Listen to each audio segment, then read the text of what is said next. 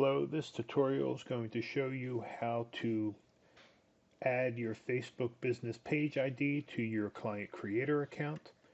The first thing you're going to do is go to your Facebook business page. If you are not already managing your business page, you'll need to go and switch using this option right here. You click on switch, it will switch your profile so that you can go into the business page manager and see all of the options. It'll show you that you're switching over. And then once that is completed, you're now in your Facebook business page. To get this page ID, you're going to click on the About option. And then you'll see Page Transparency. And this is the page ID. You will take this page ID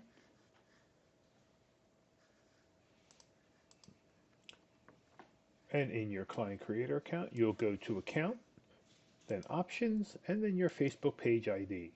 And you'll see that information is going to be right there. You'll paste it and then hit Save, and that'll update your Facebook page ID and integrate your Facebook business page with your client creator account.